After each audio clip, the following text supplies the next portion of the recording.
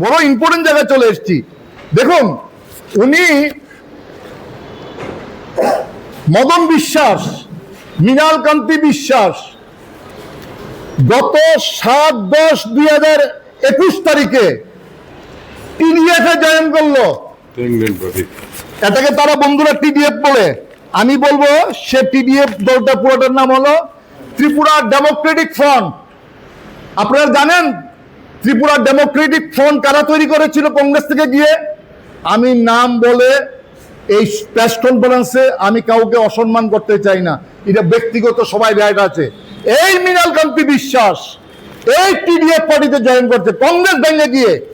যখন তাদের কংগ্রেসের পোস্ট চলে গেছে, রাতারাতি তারা টিডিএফ পার্টি তৈরি করেছে এবং মদন কান্তি বিশ্বাস ছিল টিডিএফ পার্টির ট্রেজারার। দেখুন, আমি নোটিফিকেশন নিয়ে এসেছি, টিডিএফ পার্টির ট্রেজারার মৃণাল কান্তি বিশ্বাস টিডিএফ পার্টির ট্রেজারার। টিডিএফ পার্টি কংগ্রেসকে ছেড়ে তার কিছুদিন পরে মদন বিশ্বাস 2020-এর ইনিশিয়াল স্টেজে 2022-এর উনি তৃণমূল কংগ্রেসে জয়েন করলেন। তৃণমূল কংগ্রেস এই টিডিএফ পার্টি ত্রিপুরা ডেমোক্রেটিক পার্টিকে এবলিশ করে তারা তৃণমূল কংগ্রেসে জয়েন করেছিল। আপনারা সবাই জানেন, আমি নাম বলতে চাই না। তৃণমূলের কারা কারা জয়েন করেছিল সেদিন মৃণাল কান্তি বিশ্বাস তৃণমূল পার্টিতে জয়েন করে উনি তৃণমূল লিগ্যাল সেলের চেয়ারম্যান হন। কিসে হন? তৃণমূল লিগ্যাল সেলের চেয়ারম্যান 2022 সালে উনি টিডিএফ করলেন। টিডিএফ ছেড়ে এসে আবার উনার যারা সঙ্গী, যে টিম যারা কংগ্রেসকে ভেঙেছে, তার সঙ্গে আবার গেলেন কি তৃণমূল কংগ্রেসে চলে গেলেন। এবার তৃণমূল কংগ্রেসে গিয়ে সেটাও প্রায় অবলুপ্তির পথে। তখন উনি একদিন বারে আমার কাছে আসলেন। দুঃখের সঙ্গে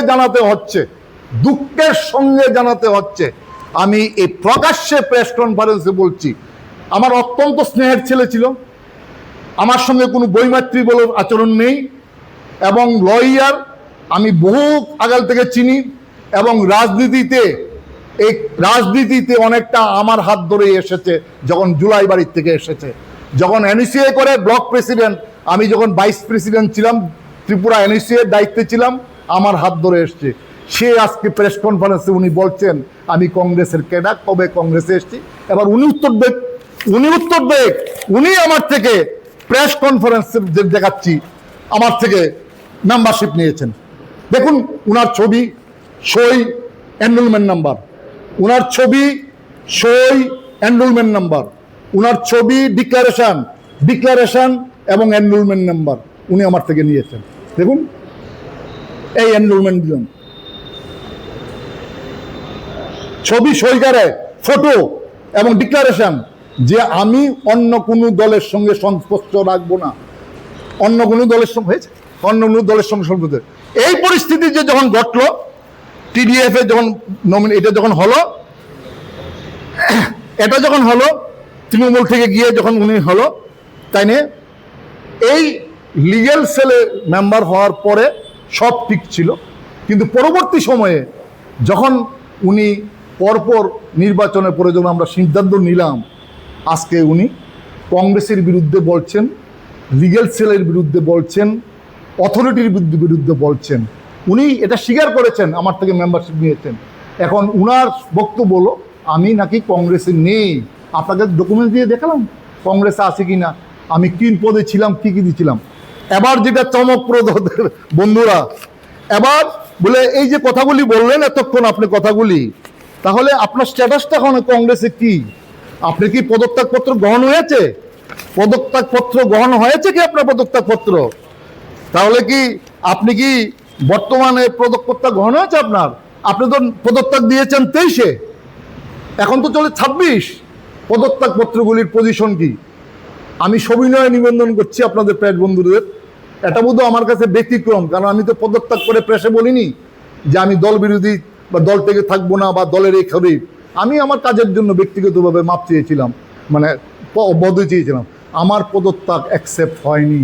তার প্রমাণ 2024 সালের 7 জানুয়ারি এআইসিসি ত্রিপুরা প্রদেশ কংগ্রেসের আমাকে এক্সিকিউটিভ মেম্বার অ্যাপয়েন্টমেন্ট করেছে। আবার দেখুন 2024 সালে ত্রিপুরা প্রদেশ কংগ্রেস কমিটি বেণুগোপালের সই করা বর্তমান যে কমিটি চলছে আশিস বাবুর নেতৃত্বে, সেই কমিটির আমি এক্সিকিউটিভ মেম্বার।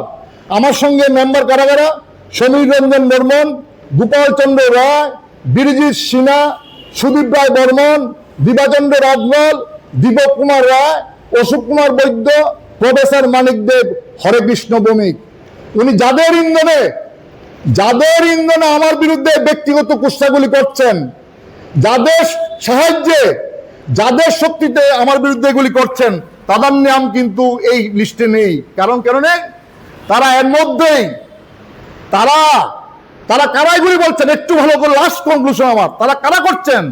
যারা মনে করছেন আমাকে যদি কংগ্রেসে থাকি, আমি যদি কংগ্রেসে অ্যাক্টিভ থাকি, তাহলে ওই লোকগুলির চরিত্র বেরিয়ে যাবে। তারাই সেই লোক ক্ষণে ক্ষণে কংগ্রেস ছাড়ে, তারাই সেই লোক ক্ষণে তীব্রমতা দল কয়, তারাই সেই লোক যারা কয় টিডিএফ দল কয়, তারাই সেই লোক তৃণমূল কংগ্রেস কয়, তারাই সেই লোক রাজার পার্টি কয়, তারাই সেই লোক ক্ষণে ক্ষণে কয় বিরোধী সিনহা, ক্ষণে কয় গোপাল রায়, ক্ষণে কয় আশিস শাহ, ক্ষণে কয় সুদীপ রায় বর্মন। তারাই সেই লোক। তারা নিজেরটা হলে আছে, অন্যটা হলে নেই।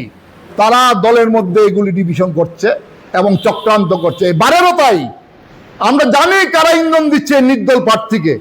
এই নির্দল প্রার্থী কার শক্তিতে লড়ছে?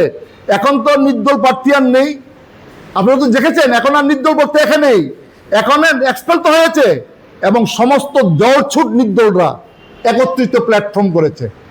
সমস্ত দলছুট নির্দলরা, যার ফলে জয়েন্ট প্রেস করছে, একসঙ্গে নির্দল দল হচ্ছে। আপনারা কি শুনেছেন কোনো সময় নির্দল প্রার্থী আবার নির্দলের লোক মিলে প্ল্যাটফর্ম তৈরি করে? শুনেছেন? দেখুন না, আপনার প্রেস মিডিয়া দেখুন না, নির্দলরা আবার নির্দলের টিম করে বলছে আমরা হলো আসল, আমরাই জনসেবা করব। আমি সেবার উদাহরণ দিয়েছি, এই পত্রিকাতে সামনে উঠেছে। আমি কথা দিচ্ছি এখানে প্রেসের মিডিয়ার সামনে, রেজাল্ট হোক যাই হোক, এই শ্বেতপত্র প্রকাশ হবে সেবার। কি কি সেবা করেছে বারে, শ্বেতপত্র প্রকাশ হবে। সুতরাং কংগ্রেস দলকে যারা কালিমা মুক্ত করতে চায়, যারা স্বার্থান্বেষী, যারা ব্যক্তির জন্য এগুলি করে, যারা দলের নাম ইউজ করে এতদিন ধরে এই সেবাকর্ম করেছে বারে কোর্ট চত্বরে, যারা শুধু ব্যক্তির ইচ্ছা লুণ্ঠিত করতে চায়, তারা আজকে দলকে এবং লিগ্যাল সেলকে কালিমা মুক্ত করছে। এবং আমি আশা করি এই চক্রান্ত নতুন যারা ভোটাররা এবং যারা ভোটার আছেন তারা এটা ধরবেন। কারণ দেখুন, এই যে দাঁড়িয়েছে একমাত্র উনি ব্যক্তি দাঁড়িয়েছেন যে নাকি দলের বিরুদ্ধে কথা বলেছেন, বলে দলকে চ্যালেঞ্জ করেছেন, এবং উনি নিজেকে দাবি করছেন উনার রক্তে নাকি কংগ্রেস বইছে। না, উনার রক্ত অন্য কিছু বইছে, এটা তো প্রমাণ দিলাম।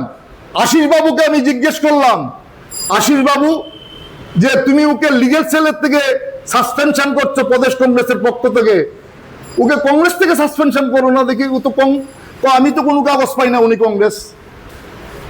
আমি তাহলে আজকে প্রেসের থেকে, উনি যেমন আমাকে চ্যালেঞ্জ করেছিলেন যে উনি কবে কংগ্রেস আইলেন, উনি তো কংগ্রেস ছেড়ে দিচ্ছিলেন, উনার নাকি এটা নাকি আমি উনারে ব্যক্তিগতভাবে কইছি।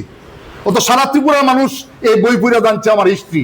সারা ত্রিপুরার মানুষ 147 পাতার বই, আমি 1944 থেকে 2025 পর্যন্ত এই বই আনছি কংগ্রেস ইতিহাস, একদম কংগ্রেস কর্মী হিসেবে। আর উনি জানেন না আমি কবের কংগ্রেস। এবার উনাকে বলছি, উনি একটা কাগজ দেখা যে উনি কবের কংগ্রেস, কবে কংগ্রেসে আসলেন, কবে কংগ্রেসে জয়েন করলেন। কোর্টের মধ্যে লিগ্যাল সেল করা এক জিনিস, কোর্টের মধ্যে কি জানি কি আমাদের এটার নাম কি, সেই কনস্টিটিউশনের প্রার্থীও এক জিনিস, আর কংগ্রেস করা কোন জিনিস। উনারকে কেউ তো দেখিনি কংগ্রেস ভবনের কোনো মিছিল মিটিংয়ে কোথাও যাওয়ার জন্য। সুতরাং উনার ব্যক্তিগত স্বার্থে আঘাত লাগাতে আমি কোনোদিনও প্রেসে আসতাম না। আমি তো বহু বছর ধরে প্রেসে আসি না। উনি আমাকে বাধ্য করলেন প্রেসে আনার জন্য, এবং উনি যেটা করলেন আমার ব্যক্তিগত নাম নিয়ে প্রেসের মধ্যে, আমার আইডেন্টি নিয়ে, এটা আমি কন্ডেম করছি, আমি নিন্দা করছি, প্রতিবাদ করছি, উল্টা ওনাকে চ্যালেঞ্জ করছি। আপনি প্রমাণ দিন কবে কোথায় কংগ্রেস করছেন। এই যে আমি টিডিএফ করলাম দল, এই যে